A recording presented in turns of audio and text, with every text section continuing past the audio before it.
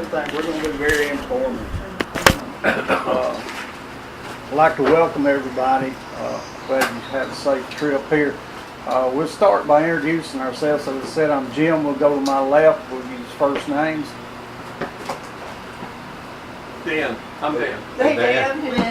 Hey, Liz. Rose. Hey, Rose. Denise. Juliet. Hey, Juliet. Becky. My name is Rusty. And Rusty. Rusty. Okay. As far as we're just glad to see everybody here. We had some that couldn't make it due to different things. I know they just called well,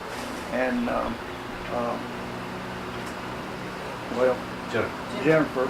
My mind went blank. I wanted to call her everything but Jennifer. Jennifer's sick, couldn't be here. Gloria is fine. Back when Gloria was a kid, she had a bicycle wreck, and she hit this tooth on the bar, and it killed it. And so, after before we got married, I guess, she had to have surgery on it. Now, it was after we got married because I had to pay for it. I remember now. She had to have surgery on it, and they put it, it's got a thing that comes down, they put the tooth back in there. But anyway, Thursday night, about 7, I was going to sit right here. Okay. Thursday night, about 7, she was eating, I grilled corn on the cob, and she was eating corn on the cob, and that tooth popped off. So she looks like a hockey player, or as Rusty says, just a redneck. But anyway, so she hadn't been out of the house, and if I'd known this would have fixed that where she'd stay in all the time, I might have knocked it out sooner than this, because then that'd save me some money. But anyway, so that's the reason she's not here, because she don't want to get out in public. She sure hated to miss it, but she hadn't left the house since then. Like I said, that was Thursday night. Our dentist does not work on Fridays. Most dentists don't nowadays. So it's going to be Monday before she can actually see him, and then who knows what's going to happen from there. But that's the reason she's not here. I wish everybody else could have been here that attends, but that will be their loss. It would have been our gain if they'd been here. But anyway, thank each of you for being here. I'm sure everybody's going to take something away today that you didn't know before. Take it and use it as you want. Nothing said here. Everything is suggested. Nothing is basically gospel as far as how to do things or what to do. That's the good thing about this program. You can work it at your own speed, and you can work it at what attitude you want to have toward it. So anyway, Denise has been over where the restrooms are, and there's water out here if that's gone, and I'll bring it in a little while. I got another 24 out in the truck, and then we will go to lunch. And anybody have anything else? Start with the schedule. Yeah.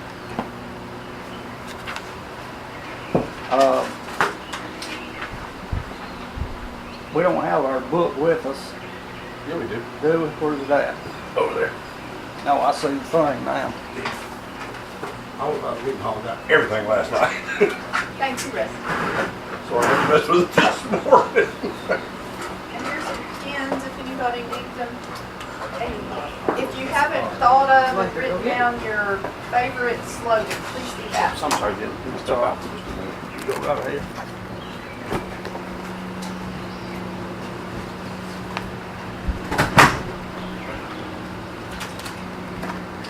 Let's see. Y'all supposed to make it known this facility is rented to us by Air Group. No, it ain't. No, it ain't. Rusty, you want to read that for me? Sure. You want to read that? Sure. And let's see. I'll let you have that one.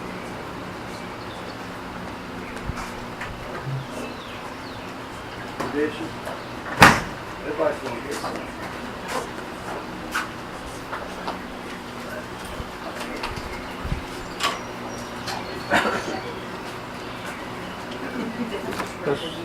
Said I where it got says, you. or are you supposed to do this? No, that's Okay, that's more for business. we'll need to do that one. I got one. I have one in my purse. And we'll keep this one for the last. Okay. I'll just keep it over here. All right. All right, so, is not anybody here that has, y'all been to meetings before, right? I'm pretty sure you have been. Just want to let you know that anything that you hear today is strictly from our own experiences. Take what you can use and leave the rest. If something you can't use, don't leave it. Basically, just be respectful and have concern for each other. And we will open with Rusty reading the prayer for the growth of our fellowship. Prayer for the growth of our fellowship. God, we thank you for the peace and serenity we are finding as we learn to put our addicts in your hands, one day at a time, and cease trying to change them.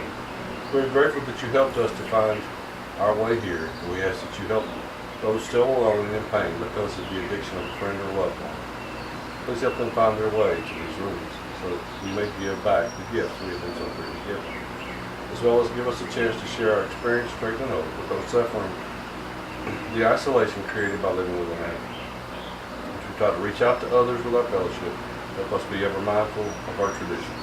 We are trusting in your love and concern for our addicts and us, and we ask that you help us to search always for your will for us and those we care about. Thank you. Thank you, Rusty. I asked someone to read the 12 steps and the 12 traditions. I have the 12 She has steps. the 12 steps. The 12 steps of non-family groups. We admitted we are powerless over the addict, but that our lives have become unmanageable. 2. Came to believe that a power greater than ourselves could restore us to sanity. 3. Made a decision to turn our will and our lives over to the care of God as we understood Him. 4. Made a searching and fearless moral inventory of ourselves. 5. Admitted to God, to ourselves, and to another human being the exact nature of our wrongs. 6. We're entirely ready to have God remove all these defects of character. 7. Humbly asked Him to remove our shortcomings. 8. Made a list of all persons we had wronged and became willing to make amends to them all. 9. Made direct amends to such people whenever possible, except when to do so would injure them or others. 10. Continued to take personal inventory and when we were wrong, promptly admit it. 11. Sought through prayer and meditation to improve our conscious contact with God as we understood Him, praying only for knowledge of His will for us and the power to carry that out. 12. Having had a spiritual awakening as a result of these steps, we tried to carry this message to others and to practice these principles in all our affairs. Thank you. Thank you. I'm Liz, and I have the 12 traditions. Our group experiences suggest that the unity of the non family groups depends upon our adherence to these traditions. 1. Our common welfare should come first. Personal progress for the greatest number depends on unity. 2. For our group purposes, there is but one authority, a loving God, as He may express Himself in our group conscience. Our leaders are but trusted servants, they do not govern. 3. Relatives of addicts, when gathered for mutual aid, may call themselves a non family group, provided that as a group they have no other affiliation. The only requirement for membership is that there be a problem of addiction in a relative or friend. 4. Each group should be autonomous except in matters affecting other non-family groups or NA as a whole. 5. Each non-family group has but one purpose, to help families of addicts. We do this by practicing the 12 steps of non-harm, by encouraging and understanding our addicted relatives, and by welcoming and giving comfort to families of addicts. Number 6. Our family groups ought never to endorse, finance, or lend our name to any outside enterprise, lest problems of money, property, and prestige divert us from our primary spiritual aim. But although a separate entity, we should always cooperate with Narcotics Anonymous. 7. Every group ought to be fully self-supporting, declining outside contributions. 8. Narnon 12th step work should remain forever non-professional, but our service centers may employ special workers. 9. Our groups as such ought never to be organized, but we may create service boards or committees directly responsible for those they serve. 10. The Narnon family groups have no opinion on outside issues, hence our name ought never be drawn into public controversy. 11. Our public relations policy is based on attraction rather than promotion. We need to always maintain personal anonymity at the level of press, radio, films, internet, and other forms of mass media. We need guard with special care our anonymity of all NA members. 12. Anonymity is the spiritual foundation of all our traditions, ever reminding us to place principles above personalities. Thank you. Thanks, Liz. I also passed out keeping our meetings healthy. Juliet, I have keeping our meetings healthy. Juliet. To ensure the success of our meetings in solving our common problems, we must recognize and avoid 3 destructive forces that can create dissension and ultimately destroy the group. The first destructive force is the discussion of any religious denomination. Addiction respects no particular religion. Therefore, our program must be designed to help us regardless of our various beliefs. Let us not defeat our purpose by discussing any particular denomination. The second destructive force is gossip. We are here to help ourselves and others by sharing our experience, strength, and hope while keeping the focus on ourselves. Gossip about others, including the addict, will defeat our purpose. We know that nobody wants to deliberately tear down the group or its principles. The third destructive force is dictatorship. Our leaders are but trusted servants. They do not govern. We do not give advice. We suggest by telling how we solve similar problems through our experiences. The very essence of Naranon is that the whole program is merely suggested. We have no creed, charges, obligations, nor anything that would tend to hinder you. Your progress can be made in your own time and in your own way. We merely invite your attendance in a common cause. Thank you, Julie. Thanks, Juliet. It's all right with everybody. We will just dispense with those other readings because I know we have a meeting this afternoon and we will read those at that time. These others, we kind of need to read those. One thing I didn't announce, and that was I'm going to ask you to put your cell phone or electronic devices on vibrate. And you don't have to totally sound them off. Just put them on vibrate so that we won't have that interference. Because mine will probably be the first in the ring. And with that, we will turn things over to Rusty for group leadership. Okay.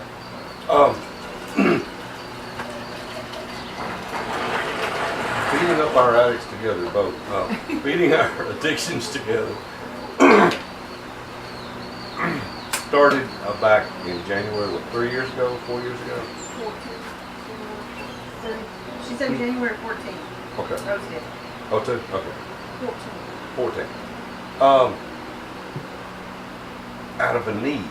And some of the readings that you heard, like the Keeping Our Meetings Healthy, this group decided to read every meeting because it helped us stay focused. We started last year doing a retreat every spring, and this is sort of how this started. And then somebody called and said they needed more information, so we kind of evolved into this. I don't know what y'all expect, what y'all looking for, or why y'all called. Other than I heard there were 2 groups of Mississippi that said they needed some help, and we can't drive, 6 hours to a meeting and then drive home. So this halfway point kind of evolved.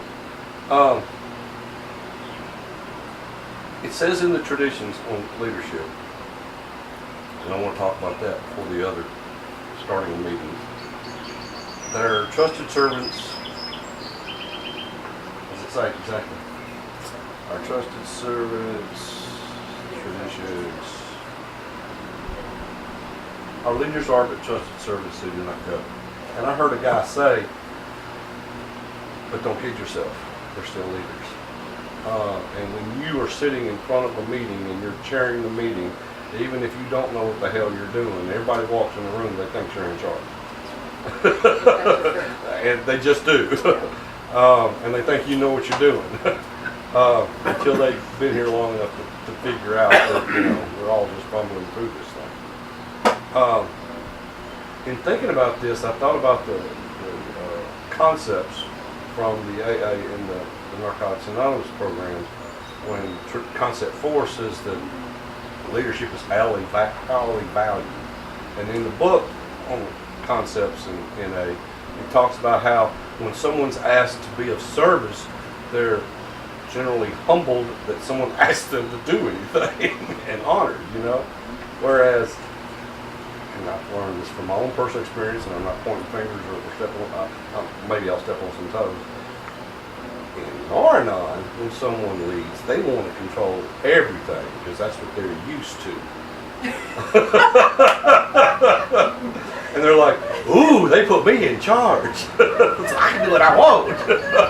So in R-Anon, I think the leadership qualities of your treasurers and your secretary and chair people and folks within their lives probably need to be focused on the traditions more so than anything else, because that's what keeps me from going out and trying to control everything, is the traditions. Steps keep me from hurting me, and traditions keep me from hurting you. That's how that works. And if you've not had any experience with any 12-step program, then the traditions are generally, that's one of those things that's just for the groups. Well, it's for people too. I was told that if I was only working with steps, I was only working half a program.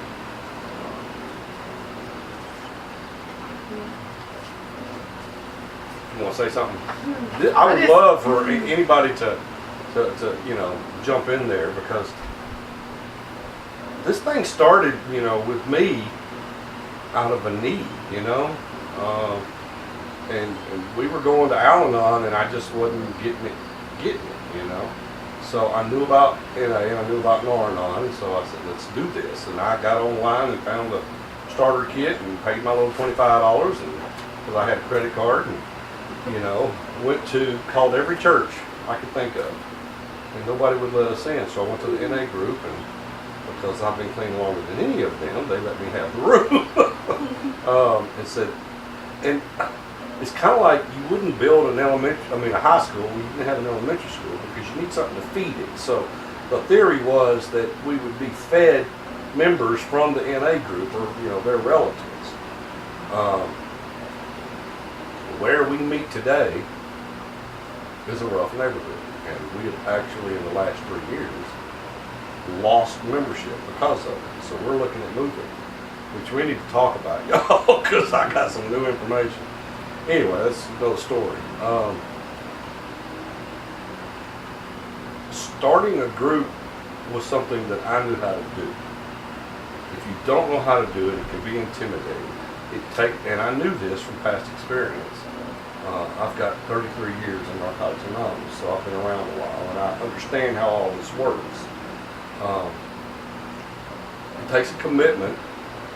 I fought 2 years initially, but I think it's probably going to take more, Our group has really gotten off the ground. We have a core membership of probably 8, 10 people, that come. One's working, one's sick, one's got a tooth busted, and what you see here, that come pretty regularly. We went from one meeting a week to 2, and because of the time of day and where it was located, it just didn't get off the ground like we wanted it to. So we're looking at changing that as we move locations, because there's a huge need. We've had lots of people come. Some don't stay, some come back when they realize, that it ain't about just the drug addict using drugs. That addiction I think statistically makes 10 people sick directly. Not just the person who uses drugs, but 9 people who don't, you know. And the thing that I had a problem with that when we were going to Al-Anon is that they focused a lot on the person in their lives. They didn't focus on themselves. And the Nar-Anon program, if you read it any at all, doesn't really focus. And that's why the reading that we read about we focus on ourselves, not the addict. Gossip about the addict, even talking about the addict at times, can feed our addiction to trying to help and control them. Because that's what we have, is an addiction to trying to fix, manage, control, love, help. You know, my name's Rusty and I'm an enabler. And people are like, oh, you're an enabler. You know, you don't understand. Enabling can kill. Just like using dope can kill. They just don't hit that. You know, it can kill the addict, it can kill me. You know, if I enable enough, then all of a sudden I've enabled myself right into the grave. You know, enabled them. I've loved them to my death. You know, with stress, heart attacks, strokes, going broke, starving to death, not having a place to live, not having insurance, you know, all the stuff that I can do for them and not for myself.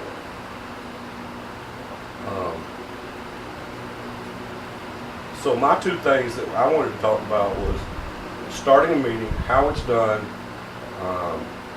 finding a place, making a commitment for at least 2 years. Some people say 5. To be there every day, to make sure the doors are open at a certain time, close at a certain time, religiously, using that word loosely, but without fail. And have 2 people, that helps, because then one can be sick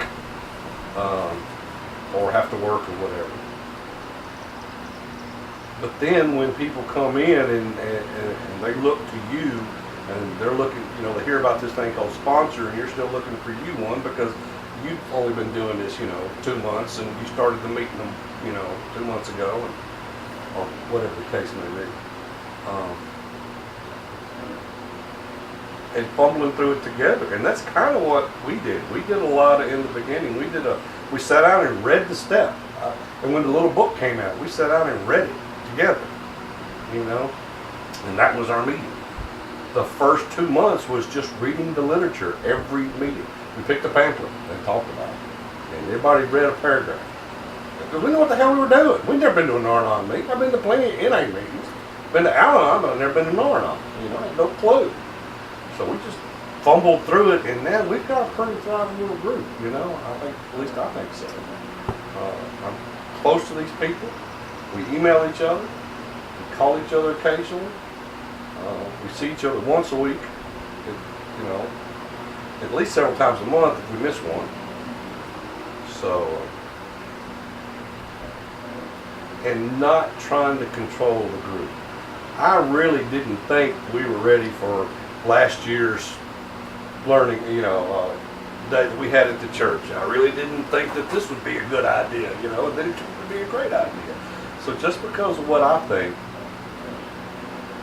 isn't always what HP's got in mind, you know, and that's where I've got to let go of my control and my wanting to do it my way, because, and I don't consider myself a leader of the group. Yes, I'm the secretary and treasurer because, you know, I order the stuff offline. I use my personal credit card because the group doesn't have a bank account yet, you know, we're not big enough. But we went and talked to the church. She said, so y'all are the leaders, and Dan and Liz pointed at me.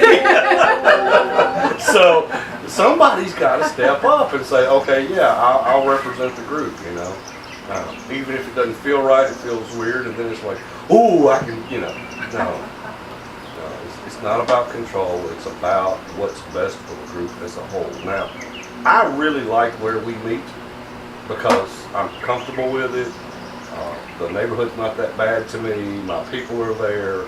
I feel safe there. You know, there's stability there. I've got a connection with that place. But the group is not growing. we did, but now we've hit a plateau. And so I really think that, moving to a facility that's safer at a different time of day would help the group. And that's the thing that anybody who understands what, trying to get this thing off the ground for our own needs, because I don't go to meetings to give away. I go to meetings to get, and in the process I happen to give away. That's a God thing. That's HP's in charge of that. I think you help people without even trying, and HP does that just because I was there seeking help myself. I've got some stories about NA that makes sense. Self-known, but not so much in R&R, because we haven't been doing it this long. To me, 3 years is not a really long time to be doing something. Some folks, it's a really long time. But we're still, like I said, we don't even have a bank account yet. We don't have the funds to go out and do that. Somebody's got to say, okay, at least I'll represent it in this moment, and I'll let somebody else do it at another time. I think I'm run out of speed. Jim, anybody else want to share? One thing on, you talking about the phone calls and emails and communications, another thing we have with our Facebook page. Rusty will tell you more about it. It's a secret Facebook page. Nobody sees it except us. And It's our group. Local. It's a local. That's the local group. It's actually called BOAT, B-O-A-T. And you have to be brought into it. You can't even search for it. And so actually, you have to either friend Rusty or friend me, and then we can add you to the group. And then what? I get a lot of stuff out of it. We don't post as much as I would like for us to, but membership-wise, we don't have that many members that actually Facebook. My wife doesn't Facebook, so she. And I don't. Anybody that doesn't Facebook, I don't think any less of you. And you do Facebook, I don't think any more of you. I might not think less of you, but I don't think any more of you. But I get a lot of stuff out of Facebook, and actually the Al-Anon World Group, I get a lot of stuff out of it. A lot of good posts that people put on there. Now if you should go to it, it's you just have to dissect it and take what you want and leave the rest, because there's a lot of drama on there, and that's going to happen. But that's another way that we stay in touch with each other. Yeah. To actually do Facebook group, both Facebook group. And then hopefully, as on leadership, as a group grows, other folks can take over some of the leadership, and that's great service work. And the way it's ideally set up is that you have your GSR, and then your elected officials, you elect those every so often, and what you really would like to do is get different people in those, because when you step into those roles, in that leadership role, like Rusty said, you have to be careful, because it's ingrained in me as a non that if I'm not careful, I see myself trying to take control of it. And that's not what I want to do. But then again, I shouldn't hold myself back, because I have that fear of that I might be too controlling. And nobody, and I get into that when we go into sponsorship, nobody, I won't say nobody, but the majority of the people have not been in those positions before, out of fear of it. But hey, you can't screw it up. And if you do, somebody's going to tell you real nice like, hey, we might not need to do that. In other words, if you were the GSR and all we did was come to meetings, and there are some meetings like this, that all we did was eat popsicles and flip the sticks at each other, then somebody needs to step up and say, hey, you may be the GSR, but this is not how we're supposed to have meetings. So, you know, it's a growing thing personally when you take on any service work. You gain way more from it than what you give. And I really, for what part that I've taken, I've really learned so much from it. And there are days that, hey, it's just like going to meetings. There's days I don't want to go to a meeting. There's days I don't want to be have a part in a program like this. There's days you just don't want to do it. But you go ahead and do it, and then after you do it, you say, hey, I would have missed a good opportunity, because one, getting yourself prepared for it, you pick up on so much stuff.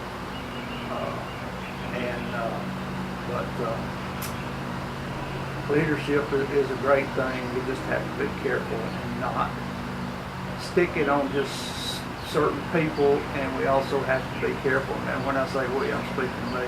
I have to be careful of being not taking over power lines. You know, Rusty said it well when he was talking about he's comfortable at NA, but he puts his principles before the principles of the program before his personality or his personal growth. Now, if you're in a group and your personal growth stagnant because of what's going on in the group, I can see that. But you know, it's all a balancing act, just like living with an addict is a balancing act. But I will say this, Rusty, I didn't mean to take over your time. I thought about this morning. I gathered up these books, and these are just a few that I have. And if you look at them, some of them look like crap. That's because I paid 25 cents for them, and I paid 50 cents for them, because, hey, I'm almost like a woman, excuse me, but it gets put off on women about going shopping. They become shopaholics. Well, I became a used bookstore-aholic. I couldn't go down the road without stopping in one or a thrift store. And then when I found something, I got a high off of it. So, you know, hey, look what I got. And I got a brand new Courage to Change right there that I bought for $1, and I swear it's never been opened. Wow. But all these books, and I've got them segregated out today, and look at them. And if you, these on this end are Al-Anon. The ones in the middle are not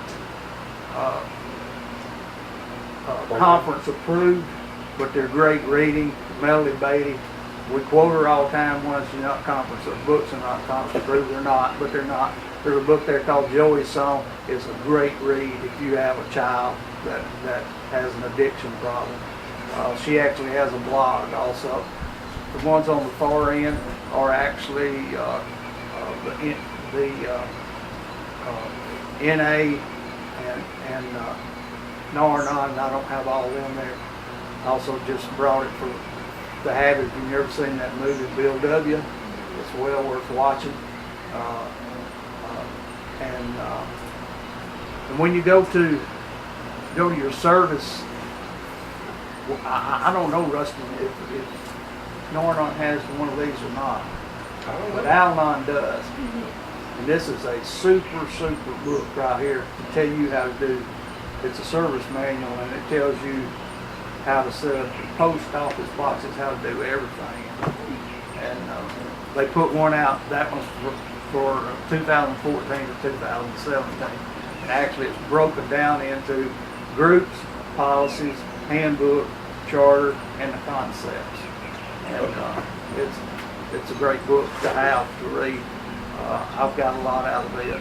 Anyway, I'll hush now and turn it back over to Rusty. One thing I wanted to share was that I heard that the higher power uses our character defects to its advantage.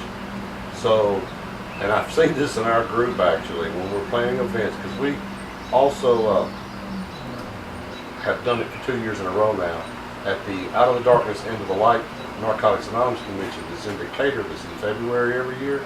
We have a presence there. We ask for a booth. We set up next to the registration table. We man a table. We have our pamphlets and our books and stuff out. And we man it the whole time. We got a couple of big tall things that we, lampshades that, not lampshades, window shades that are backwards that have the, all our stuff on it, have our name and questions, slogans and stuff, yeah. And then we have a long, I meant to bring that big long piece of plastic. I was going to put it there. I forgot it, with our name on it and stuff. And then we do workshops. We actually get put on their thing, on their, we're not big enough to do a whole convention. But we kind of ride their coattails at their convention, and we get a lot of response, and it takes a lot of planning and money. And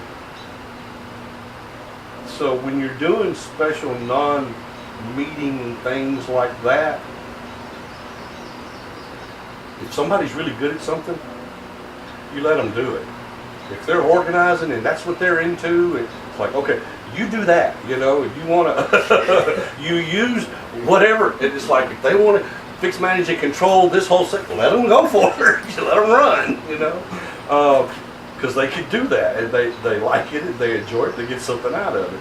But it's just for that one event, and I've actually seen this group do that, and it works out really well. When you use each other's, if you know each other well enough to know that, hey, you're good at this, why don't you do that? Hey, you're good at this, why don't you do that? I get up in front of thousands of people, I can talk, not a problem. I'm not real big on what is it you did with the whole thing, the artsy thing that you did. The slogan. The slogan thing, yeah, and we put them on the board and all. Creativity. Creativity, yeah, that's not my thing, so somebody else does that. So we allow each other to do those things. I'm Rose. Yeah, Rose? What you were saying about character defects, you have to remember that every character defect has a flip side. If used under the appropriate circumstances and appropriate situations, they are necessary. Yes. So, Better way to say what I just said. Thank you. it's not necessarily all bad. No. Just when we go to the extreme direction, it's happening. Yeah, I'm Dan. Dan? Dan? Dan, Liz and I, we're a couple of people that don't Facebook. But I want to say that the group has really been good about, if it's something that the group needs to know about, Rusty takes the initiative to email the group. So we still have that communication even if you're not a Facebook person. Rusty, you might also want to talk about that we do our business outside of our meeting. We don't do it during our regular meeting. Oh, yeah. We have a once a month business meeting. The times have fluctuated several times. We do it about an hour before our actual meeting, which kind of works best for us. Some people do it on different times. But we have a business meeting where we read the preamble and the vision statement. And it's where we decide that we wanted to use because we used to start our meetings with the Serenity Prayer, like a lot of groups do. Well, we end with the Serenity Prayer, the actual, what they call the group version, the we version of the Serenity Prayer, where you replace I with we. But we decided to open up with that prayer for the growth of the fellowship as our opening prayer. That wasn't that long ago, maybe a year or so, because we really like that prayer. And it reminds us of why we do what we do, because, and Jim was talking about this a little bit. I may not want to go to a meeting. I've got the key. I know I need to go. I made the commitment, so I'm going to go. And I walk in, and somebody comes in who's never been to a meeting, who's hurting, and they're crying, or they're angry. And it's coming out as anger. It's coming, depends on whether it's I hate to say this, like our girl, you know, but how it comes out, and then they come back the next time, and they smile, and they're not crying, and you see that progression of how people can find some relief in it. It's like, okay, that's why I do this, you know. I went to the meeting for me, but it helped them, you know, and they come back and share what they heard the week before, and I'm thinking, I didn't hear that, but I'm not them. They heard that, you know. They got that out of the meeting, and I'm thinking, well, 6 homeless people in here I had to chase out, you know. That's what I remember about the meeting. You know, no, we don't have coffee. We're not going to have coffee. Get out. And they're come back, they're like, oh, it was so spiritual. I'm thinking, oh God, I'm so glad God's in charge and not me, you know, because that's why, you know, it's those parents or spouses or, you know, grandparents. That's a new one. We'll probably get this 70-year-old grandmama tomorrow. And she called. I tried to get her to come today, but, you know, and she called me 3 times, right back to back. She kept having questions. So I shared every slogan I could think of with her. And she kept saying, thank you. I knew I wasn't supposed to be doing this stuff. She just needed somebody to validate what she already was feeling.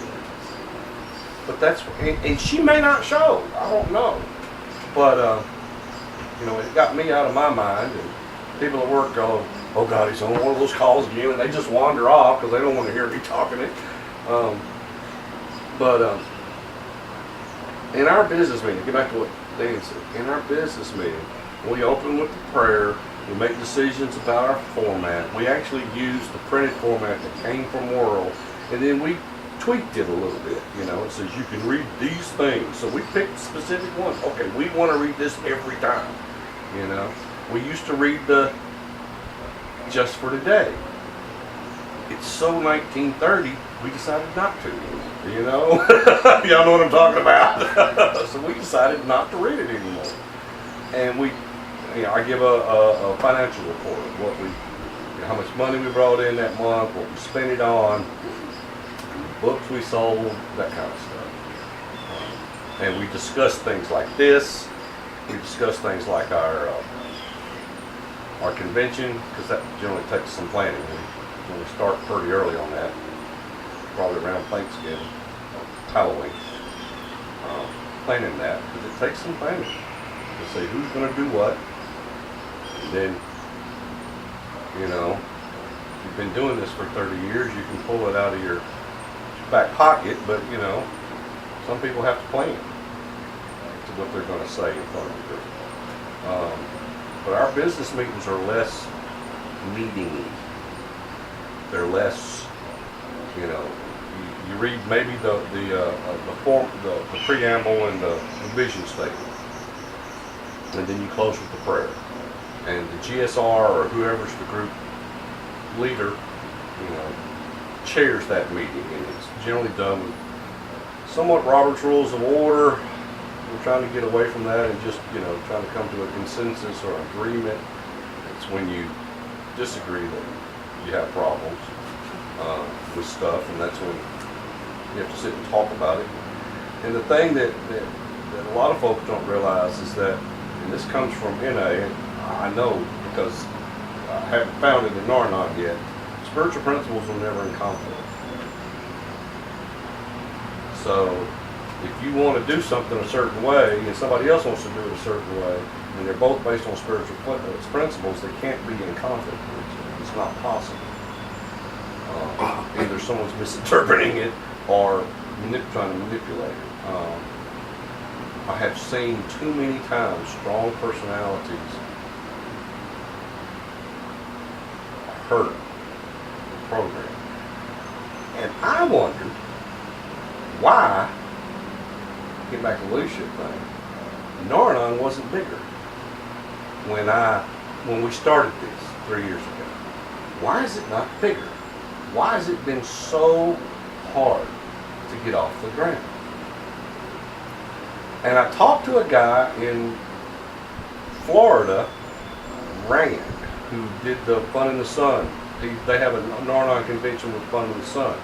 He's been real sick, y'all, like literally in the hospital every week for the last year. at least a couple of days, and his wife's sick too. So their group wasn't ready for Fun in the Sun last year, which is an NA convention. They have a full Narnon convention that's simultaneously in the same hotel. So a lot of places will do that. But doing a full Narnon convention is a lot of stuff, a lot of work. And generally takes a year of planning. And most convention committees meet once a month or more often for a year to plan a convention. That's how much work it takes.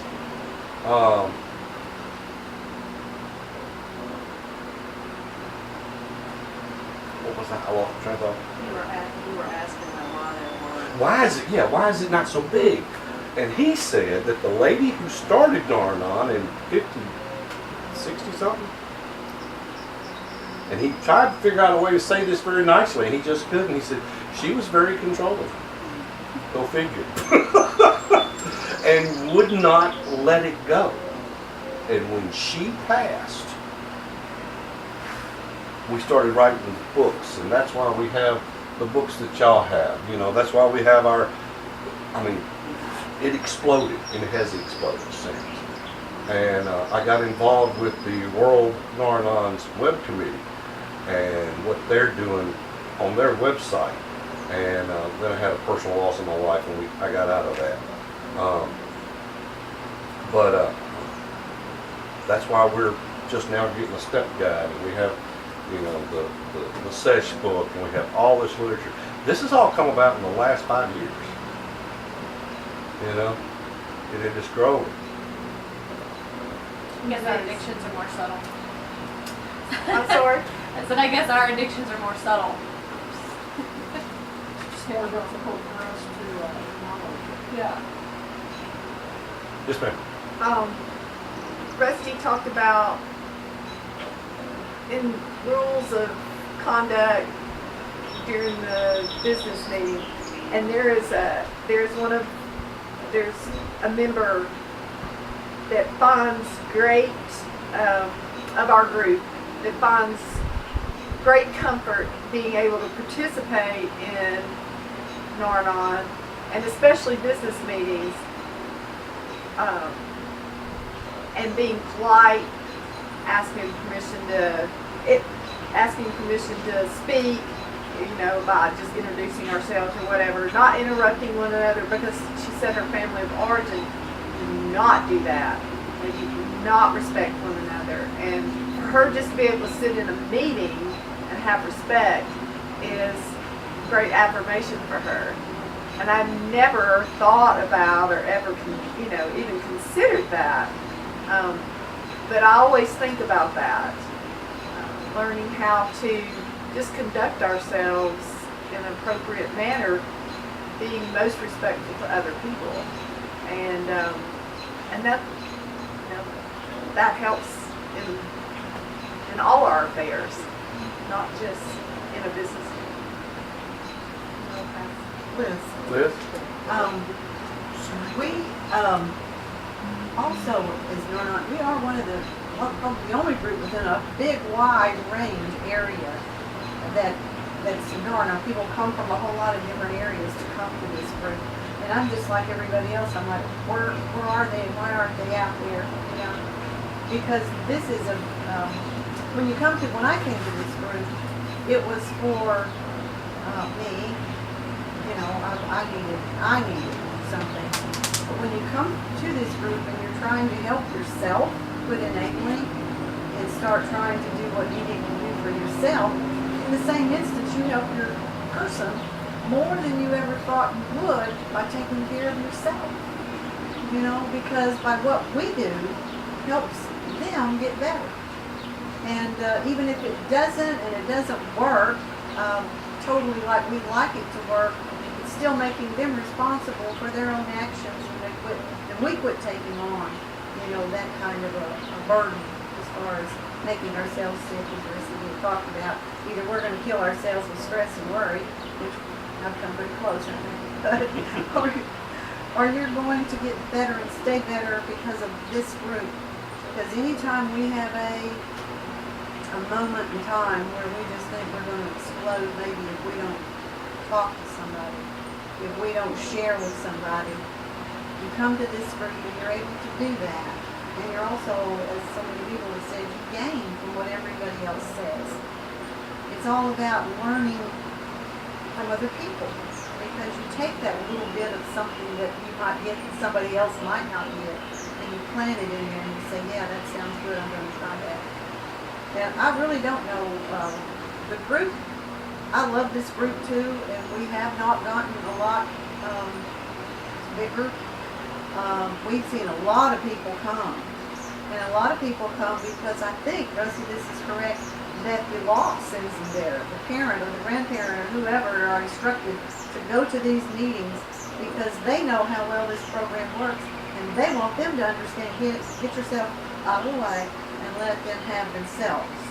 And even the law has kind of recognized that a little bit by sending those people to this group to try to learn themselves. But you're not helping your person. You're not helping them at all by keeping on enabling them doing what they're doing.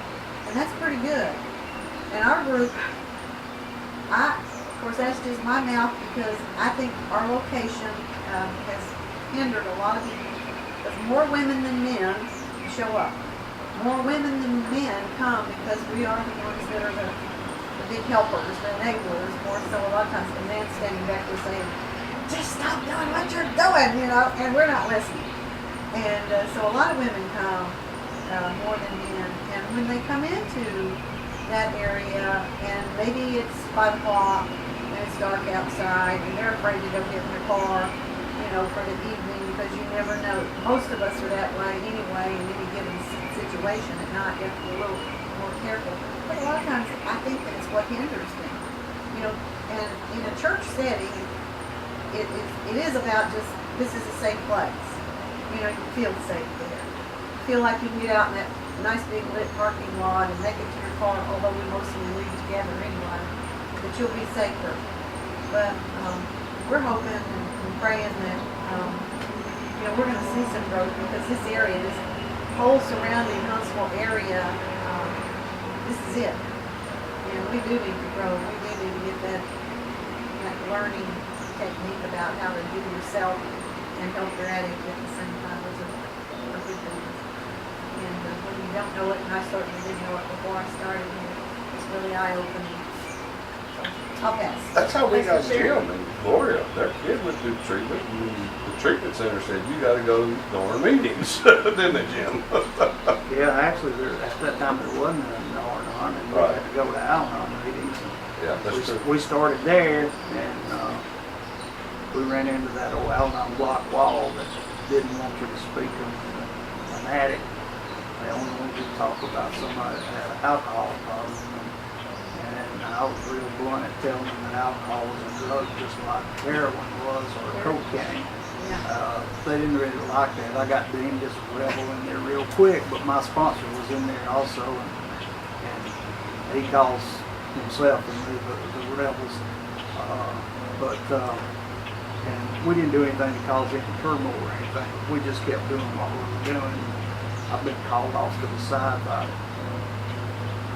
ladies and said, you know, you can't mention that in there. And my thing was actually, I said, well, I did. And they said, well, you don't need to be doing that.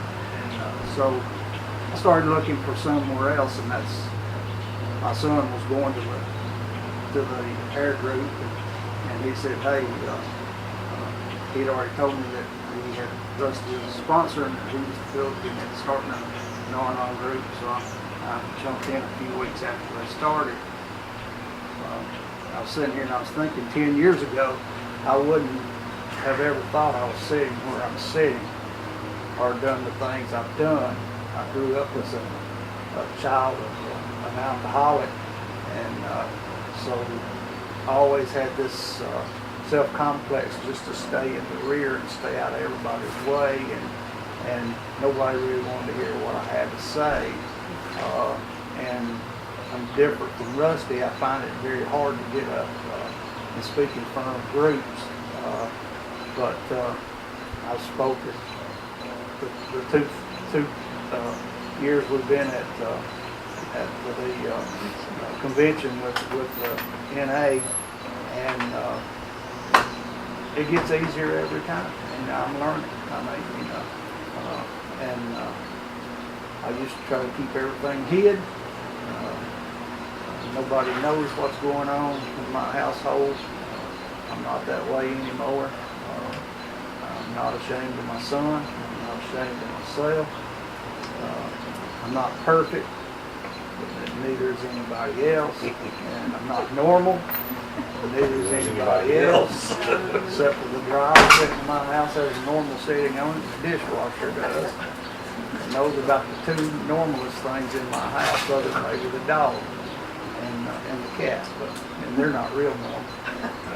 But hey, we've learned how to function. That's all we need to do, is function and live with each other and within each other's space without causing hate and discontent.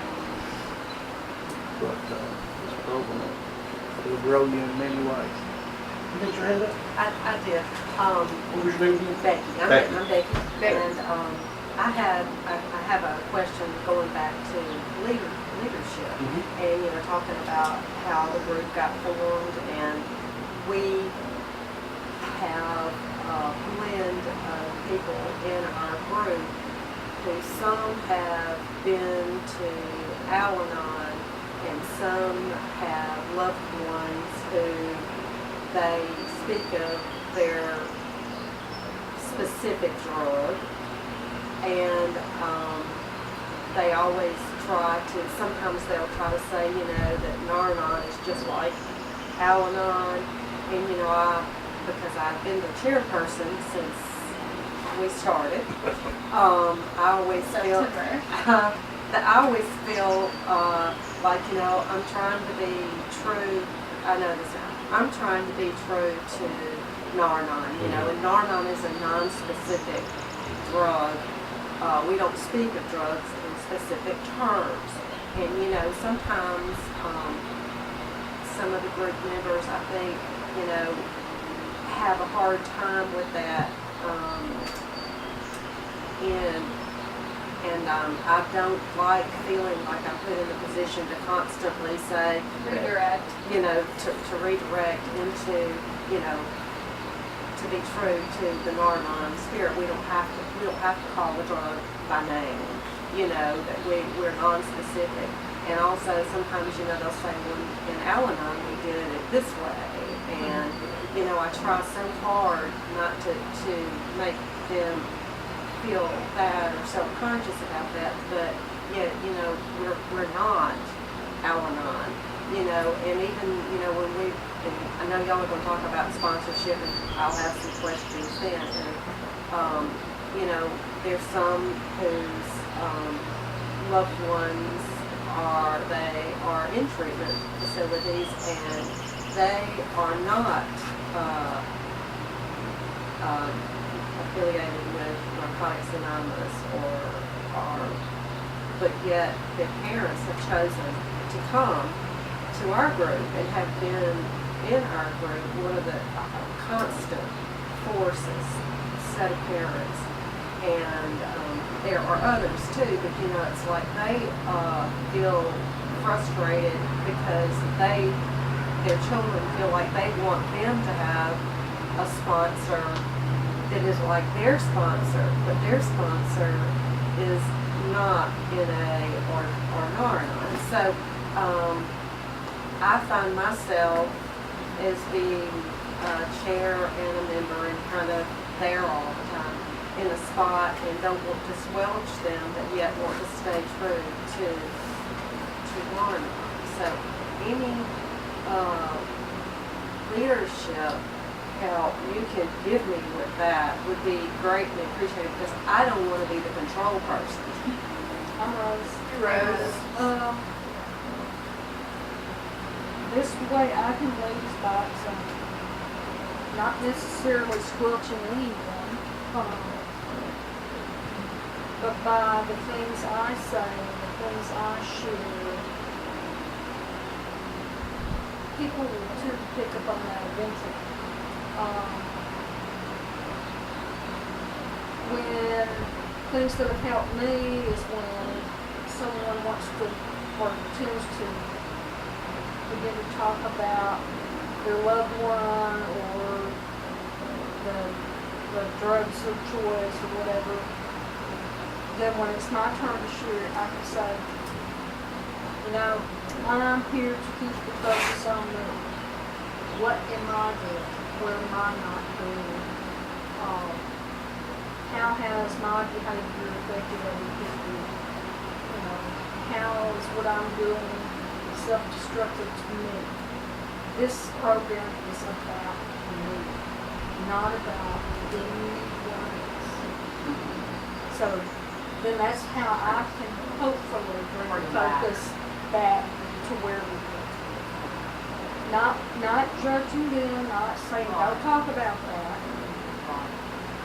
but by what I should not. Right.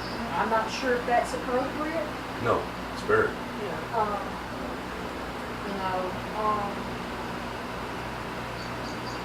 and to always keep it I instead of you. Well, when you do this and when you don't do that, no. When I do this, when I don't do that, this is how I feel. This is how I handle the situation.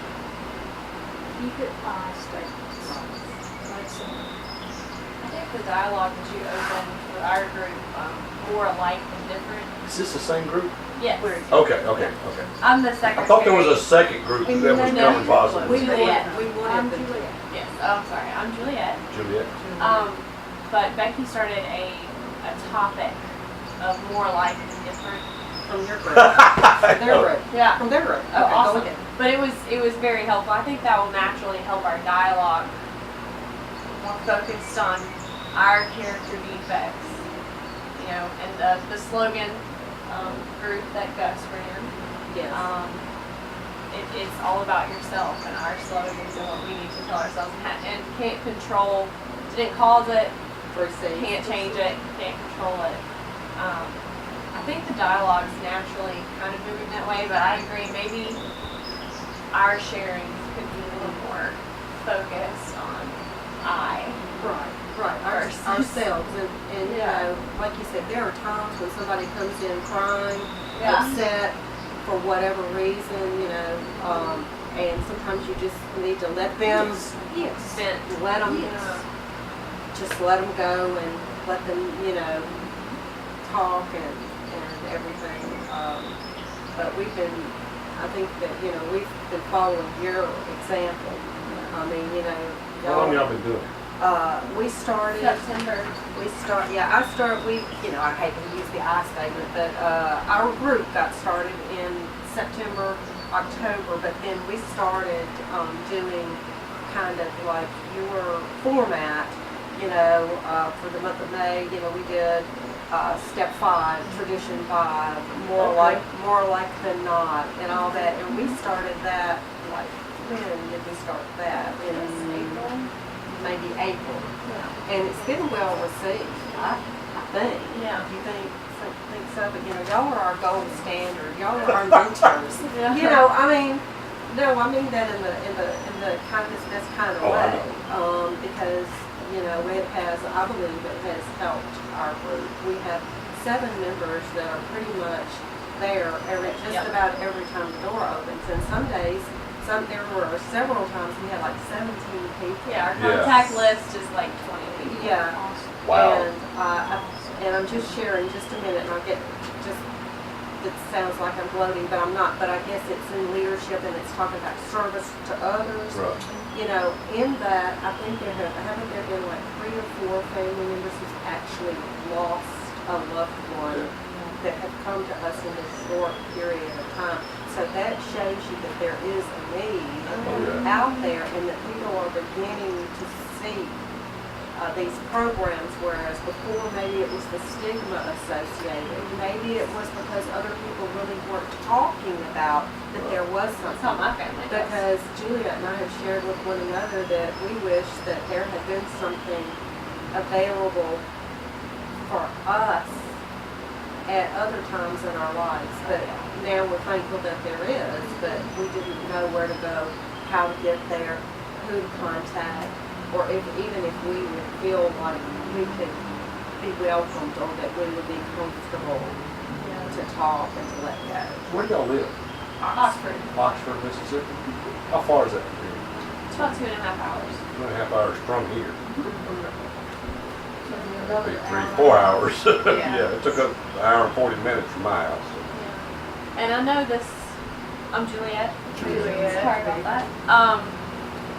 And I know we're supposed to keep it simple, take it one day at a time, you know, don't rush things. But we have, and I'm sure y'all are gonna bring up sponsorship Oh, yeah. later, but we have several members chomping at the bit to have a sponsor.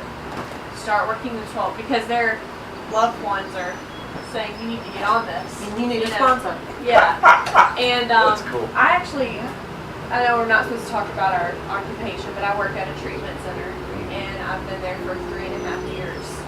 So I worked the steps as a non-addict just for character development and to understand what we were trying to encourage the patients to do. And so I've worked them, I think, 3 times over the last, and I'm on the 4th round with Becky, who I asked to be my sponsor last week. But I think that maybe me and 2 other members have worked the 12 steps at all. And so we have a lot of people that are eager to get a sponsor and to start doing that with a sponsor. But we have very few people that not only have the experience, but the appropriateness, you know, because we're a small town and I always encourage the patients to not have their father-in-law be their sponsor. Okay. Because in a sharing sense, you don't want to have a conflict of interest or other interactions. You know, they need to be someone that you can talk to openly, freely, without reservation. That's what we encourage the patients to do, at least. So we're facing that where we're still a small group. A lot of these people know each other through church and work and stuff like that. But I think, like you were talking about in the beginning, you just read the literature and went through the steps one by one and kind of fumbled around together, and then ideally we'll all be able to be sponsors and grow and sponsor the next generation. Now, NA has a pamphlet called Sponsorship. Norron's got 2. How to get a sponsor, how to be a sponsor. Okay. They just came out with a new one. We need to order I forget that. which one's new. In fact, I think we have them both. Do y'all have some? See if they're up there. I will put that They're on there. We'll have to do it. Finding a sponsor and being a sponsor. I'm alright. Coming. Something that might be a possibility, is for, like, if you've got people that are really wanting sponsorship, but nobody's really experienced in that area yet, it's maybe for 2 or 3 men or 2 or 3 women to get together and work on this bit together. Yeah. You know, and that way, you're getting input from 3 people or 4 people. And maybe then as that small group works through their steps, maybe then they can each individually branch out and sponsor others. I wanted to give you a suggestion on your drug-specific thing. Okay. This one's called the. You've probably seen this one. It's for addicts, recovering addicts who need Narcan on the addict point of view. Okay. I told y'all I'm a recovering person. 33 years. Okay. 12 years old, I'm shooting heroin. Jim says the word a few minutes ago. Nobody in the room blinked an eye. My brain went there. When you name a drug specific to an addict, even a clean one, their brain does something, okay? You may have addicts sitting in your room and alcoholics sitting in your room that will trigger on specific words, okay? And it's not something you would necessarily use as a topic or during a meeting, but for someone after the meeting, you know, that one-on-one to say, you know, maybe if you, are you aware that when you name a specific drug, regardless of the drug, someone in the room who is recovering may trigger on that. That's one of the reasons we don't name specific drugs and we don't focus on the drugs. You see what I'm saying? Now, this group understands that because we had several members at one time. Somebody started talking, and next thing I know, we had people with lots of clean time sitting there sweating Yeah. because it just didn't stop. And when they finally realized that it's triggering these folks, yeah. Well, it's just, you know, you can even be talking about it in a negative sense. It doesn't Yeah. matter, you It still know? brings it. Yeah. Brings it. And we Yeah. had a lady, and we were walking out of the meeting Sunday, and she was trying to understand addiction and how addicts think and that kind of stuff, and shared some of that. And I went up to her afterwards, and I said, after the meeting, I said, you know, what would be your first thought if you heard that they invented a pill that cured addiction? She said, oh, that would be great. My son could get well. I said, you know what my first thought is, and every drug addict I know, what would 6 do? Yeah. If one's good, if one will do Yeah. that. She said, I don't understand that. And I said, that's the point. One too many, 1,000 in a You don't understand that? That's okay. Yeah. But you gotta realize it's different. You know, Yeah. it's like in the Matrix. Do you want the blue one or the red one? I'm thinking, is that What all you happens got? when you take both? What happens if you take both? Oh my God. Yeah. It's just that's how, you know, that's the difference. You know, now as a non, you can translate that. Well, if I do a little bit of help, a lot of help would be even more. Yep. Still applies. It still applies. We're more alike than different.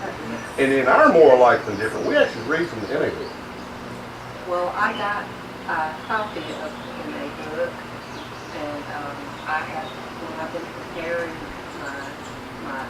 I jokingly call it doing my homework, because I have, you know, so far been the chair, and so when I'm preparing, that is one of the books that I use when I to read things. I use about 3-4 different things usually, and kind of, you know, put some stuff together.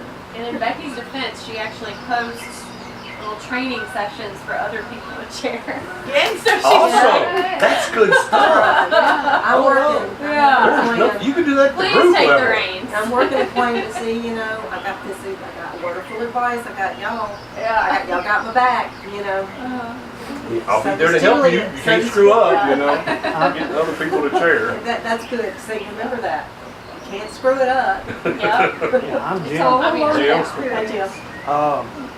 First off, let me say I was speaking of Al-Anon a few minutes ago. I love Al-Anon to death.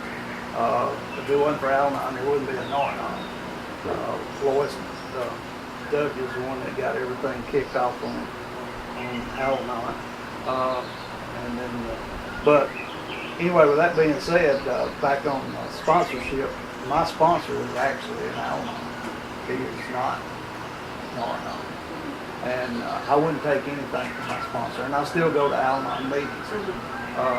Now, my home group is this group, and they know that at the Al-Anon meetings.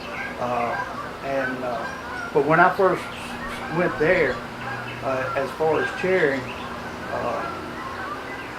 I picked my son's brain a lot from NA, and I knew that they actually had workshops on chairing. And I asked Al-Anon to do the same thing because, like I told you earlier a minute ago, 10 years ago, I couldn't see me doing this because they wanted people to chair all the time, but I didn't feel comfortable. I found out that that was a false feeling because actually, like Rusty says, there's no way you could screw it up. Somebody's going to be there to help you. Unlike you, I prepare when I'm going to chair. Whether you want to call it studying or whatever. And I never use what all I have because meetings just flow. Yeah. Just get out of the way and let the higher power have it and it'll go. But I still like to be prepared. And so anyway, I just want to say that as far as chairing, everybody, you know, some folks are just not going to do that, and that's fine. Everybody has a position that they can fulfill, even if it's, you know, making coffee or whatever. You can be of service in some way. But anyway, I just want to say that about Al-Anon. Like I said, I still go to their meetings and get a lot out of their literature. And their literature is conference approved for us because we don't have that much literature. You can use Al-Anon literature more. Yeah, we've got a little order. sheet. Yeah, we have a little sheet that tells us the start. I'm Rose. Does NA literature publish the curriculums? Can we use, openly use it in our meetings? On the list. You would think it would be. On the list, we have this list from the World Organization that tells us it's really on like their order form that they have. Yeah. And it has they say we can to use this as a guide of what is CAO approved, even if I it would is. have never thought of that. That's a good idea. Even if it is. Yeah, Narnon book is definitely on here. Oh, good. Can I pass it around? And there's Yeah, for sure. there's some AA stuff that's approved on there. We run over in there. Oh, yeah. Yeah. Well, we started late, run over. That's awesome. Liz? has to say something. Okay. No. When you said that a while ago, I thought that was pretty big about the drug of choice. I had heard about not using the drug of choice, and I kept thinking, why is that? You mean the drug names? Yes, Okay. yes. And a little lay person like me wouldn't know that. Right. It's good that you are where you're at and you do that.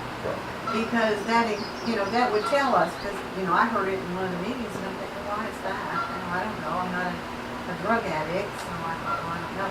But having said that, that was pretty neat that you just brought that up to the forefront there and said, this is why. Because our brains just automatically click into that mode. Kind of like telling me there's a cream-filled donut over there and all of a sudden I've got to have it, Yeah, well, that was good. Is there one over here? I'm Jim. I want to say one more thing right quick as far as the drug of choice, and I did do that a few minutes ago. And sometimes it does slip out. We're fortunate enough that we do have some recovering addicts that come to our Narnon, and they've been our greatest resource, as Rusty and some of the others. And one of those, and I don't think he would mind me calling him by name, is actually Denise's husband, Greg. When I first came over to Narnon, I mentioned the drug in the meeting, and everyone who was chairing it was kind enough that they just didn't say anything about it. But after it was over, Greg came to me and he told me. Greg said, now in NA meetings, and I think it would probably be the same way in Narnon, we don't use drug names. And I said, really? He said, yeah. He said, and let me tell you why. Because if there's an addict sitting there and his drug of choice is mentioned, not necessarily, but it could start a craving for him. So we don't mention those in NA, and said with some NA people in here, you never know when you're going to have any in here. He said it would be wise if we didn't mention them. And I've always thanked Greg for that and thought highly of Greg for that. And he told me in a nice way, and he told me in a kind way, and told me why. And so, the NA folks have helped me so much, including my son, and these meetings are for us because my son actually doesn't go to NA meetings now. I wished he did, but I can't control that. If I hadn't had this program to help me with that, I'd probably be bouncing off the wall now. We still have discussions about it.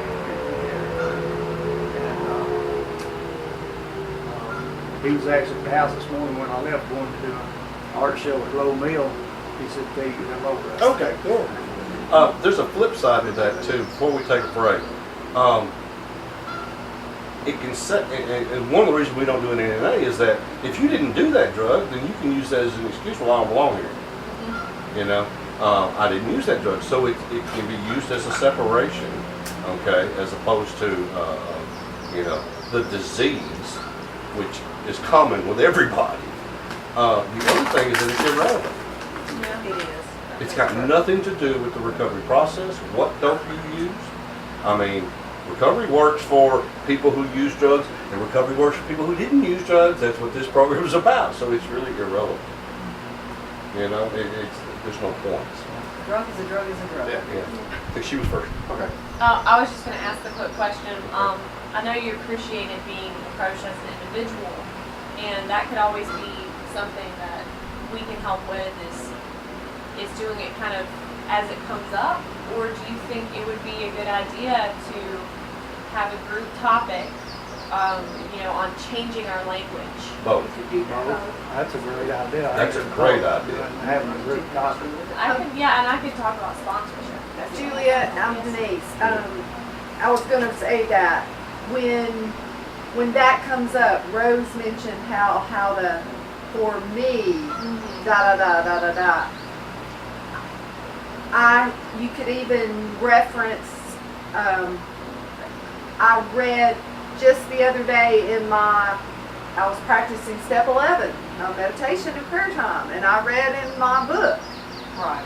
And I wanted to share, for me, I choose to share from the I perspective rather from the you perspective. When I share first, I'm sharing how the program worked for me. I cannot tell you what to do. I can only share what worked for me. And I will keep working on me. And that was from this meditation. There it's not you.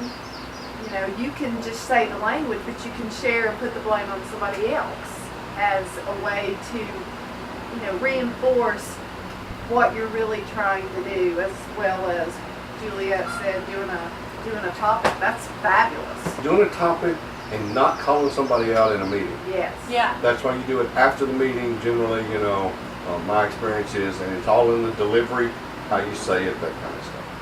But I think doing a topic is a great idea. Juliet, I have kind of an advantage because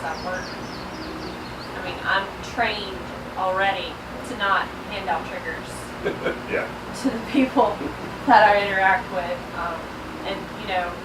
As a community, it's so helpful because everybody's on the same page. Yeah. In NA, they'll be like, trigger, if somebody makes a slip, they'll just straight out come out and say it. Yeah. And no one will be offended. They're like, oh yeah, man, I'm sorry, my bad, or glorifying, So I think it might be helpful to have a topic meeting because it's kind of a culture thing that we have to, and that would help them have even more insight into their loved one if they're truly working.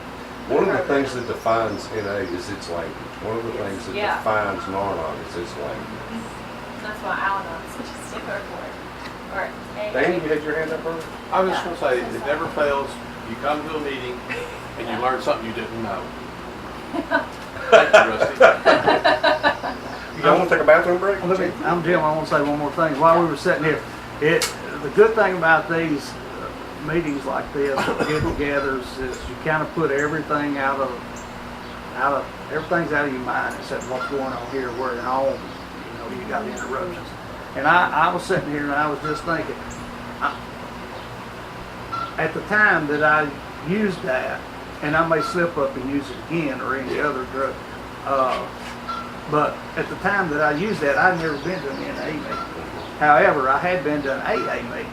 But I was sitting here a minute ago and I got to thinking, in an AA meeting, I've never heard anybody say, they say I'm an alcoholic. They don't say it. I'm a wino. I'm a tequila Right. I'm a tequila-holic. I'm a gin-holic. I'm addicted to beer. I've never heard them use that. That's And- interesting. And so, over there, you don't hear that. Right. We also recommend members go to NA meetings. Do y'all do that? we do. Okay. Yeah. Open At the last Monday of every month, and we have NA and our Narnon group simultaneously. That's right. Oh, really? Oh, In that's the, awesome. in the that's same neat. building. Yes, I'd the same forgotten about building, that. right down the Right down the hall. Yeah. So, Oh, wow. so we can see loved ones, stuff like that. Hope that people might strike up conversation in the parking lot, whatever. Yeah. But we have that simultaneously, and we don't have a large enough or experienced enough group for us, one of our members, to do a speaker meeting. on the last Monday of every month, and so we've been attending NA speaker meetings on the Oh. last Monday of every month, and it's been awesome. Good. Makes me cry every time. Let's take a 5-minute break. We actually, and I'm just basically, Yeah. we actually had speaker meetings on CDs. Oh, that's a good, From that's a good conferences idea. like out of the Northeast. Yeah. When they have all these conventions, they make CDs on them and Yeah. you can actually get them. And Bill, the movie Bill W, Yeah. that's a really good one. But, That's a really I'm good gonna walk out Yeah, and and let it's dog very and get short. stripped below. And then they wonder I why. think it's like, Why? it Why did mine Yeah, might be it's got, short. 15 minutes. it's got James Garner in it. Yep, it's really good. Hey, It's really Jim. good. Don't worry, if you slip up, if you My ever name's slip Bill up in W. the meeting, we're on you. All right, We're- get me. It's 99 minutes. So we Yeah. could do like a half and half. Yeah, have a because copy I thought at about work. us actually doing it. Can we borrow? doing it. Yeah. We'll have to see if the church will let us use their, there's a TV and Yeah. all that in the room. It's right there. If we use it. Yeah, you could But you either, know- I thought about, we could either do just like we haven't had a Thursday night meeting, but maybe on Thursday night, just say, let's get together and see this. Yeah, If we don't want to do it at somebody's house, maybe we could go to the library. yeah. Or maybe we could do it at what you call it? Well, it's- Our new meeting location. It's perfectly an hour and a half. And so we were thinking we could do like. There half are of some, it for one there's some meeting and others also. Lois W has one. Yeah. too. Honestly, the problem we're facing is we have too much to talk about.